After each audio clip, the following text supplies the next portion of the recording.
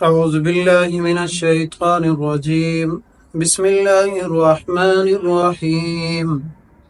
يا أيها الذين آمنوا ادخلوا في السلم كافة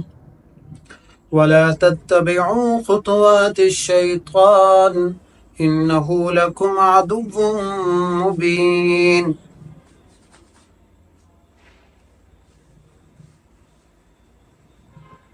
یا ایھا الذین آمنو، اے ایمان والو، ادخلو، تم داخل ہو جاؤ، فی السلم، اسلام میں، کافہ، پورے پورے، ولا تتبعوا، اور تم پیروی نہ کرو، خطوات الشیطان، شیطان کے طریقے کا، انہ لکم عدو مبین، بے شک وہ شیطان تمہارے لیے یا تمہارا کھلا دشمن ہے۔ کل ہم نے آیت نمبر 206 اور 207 میں ہم نے پڑھا تھا کہ آیت نمبر 206 اور 207 میں، ایک آیت میں تو اللہ تبارک و تعالیٰ نے منافقین کے بارے میں بتایا تھا کہ منافق کون لوگ ہیں، کہ ان کا طرز زندگی اور ان کا طرز گفتگو کیا ہوتا ہے۔ وَمِنَ النَّاسِ مَن يُعْجِبُكَ قَوْلُهُ فِي الْحَيَاةِ الدُّنْيَا، اور اس کے بعد وَإِذَا تَوَلَّى سَعَىٰ فِي الْأَرْضِ، یہ دو آیتیں جو ہے ان کے بارے میں تھی۔ منافقین جب آپ کے سامنے آتے ہیں تو ان کا طرز گفتگو، ان کا جو ہے بات کرنے کا انداز اور کیسے ہوتا ہے، جب وہ پیٹھ پیچھے جاتے ہیں تو ان کا طرز کیسا ہوتا ہے، ان کا عمل کیسا ہوتا ہے۔ اس سے اگلی آیت اللہ تبارک و تعالیٰ نے مسلمانوں کے بارے میں اور ان لوگوں کے بارے میں جو اسلام کے ساتھ، رسول اللہ کے ساتھ مخلص تھے، ان کا ذکر کیا۔ وَمِنَ النَّاسِ مَن يَشْرِي نَفْسَهُ ابْتِغَاءَ مَرْضَاتِ اللَّهِ، اور ایک طرف تو یہ منافقین تھے اور ایک طرف مسلمان وہ لوگ ہیں جنہوں نے اپنے نفس کو اللہ اور اس کے رسول کی رضا کے لیے بیچ ڈالا،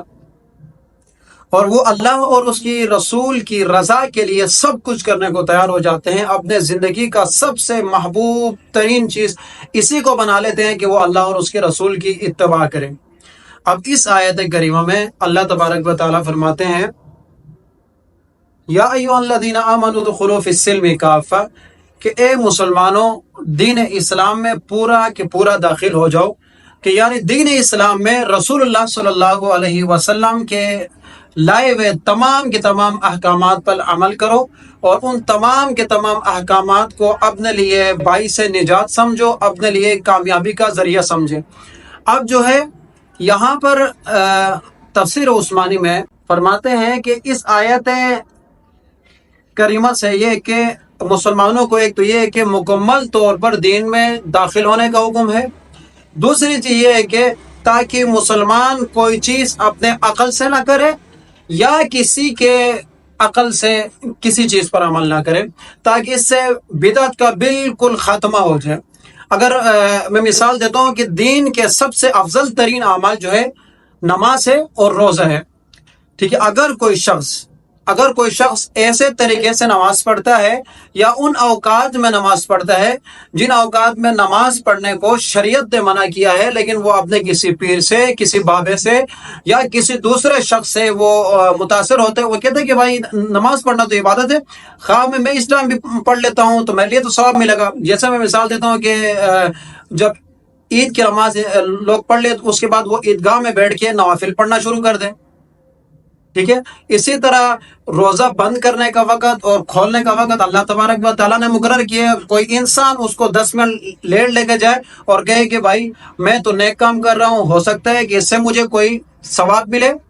اور اسی طرح بہت ساری ایسی بدعات لوگوں نے شروع کر دی ہیں کہ بعض لوگ ایسے ہیں جنہوں نے یہ نماز میں کچھ لمبا کر دیا، بعض لوگ ایسے ہیں جنہوں نے اپنے ذہن سے یا اپنے بزرگوں کے ذہن سے اذان کے اندر کچھ اضافہ کیا، بعض لوگوں نے نماز کے اندر کچھ اضافہ کیا، اور بعض لوگوں نے حج میں، یعنی ہر ایک نے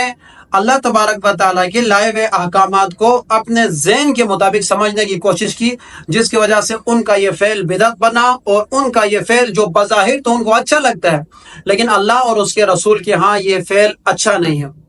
کیونکہ جب اسلام ایک مرتبہ نازل ہوا اور ایک مرتبہ اسلام پورا ہوا، یا ایھا الذین آمنوا ادخلوا فی السلم کافہ، اب اللہ کی طرف سے حکم ہے کہ آپ اسلام میں پورا کے پورا داخل ہو جاؤ، یعنی اللہ اور اس کے رسول نے جن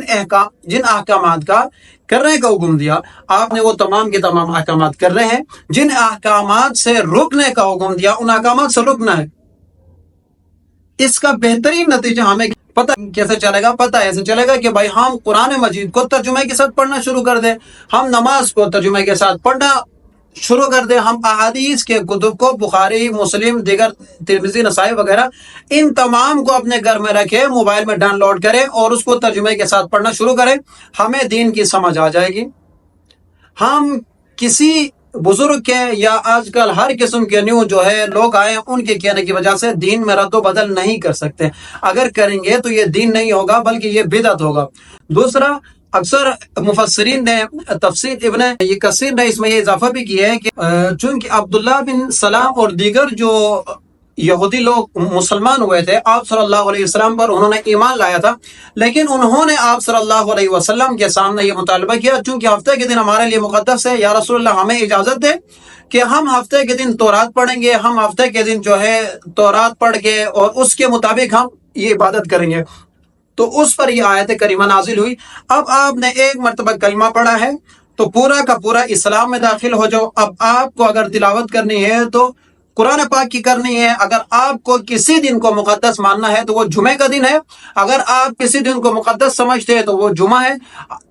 یہ بتانے کا مقصد صرف یہ ہے کہ آپ اسلام میں داخل ہو گئے تو اب آپ کے لیے سب کچھ یہ اسلام ہے، اسلام کے اندر ہر چیز کی رہنمائی ہے، اسلام کے اندر تمام چیزوں کی ہدایات ہے۔ تو بعض مفسرین نے لکھا ہے کہ اس آیت کا شان نزول یہ ہے۔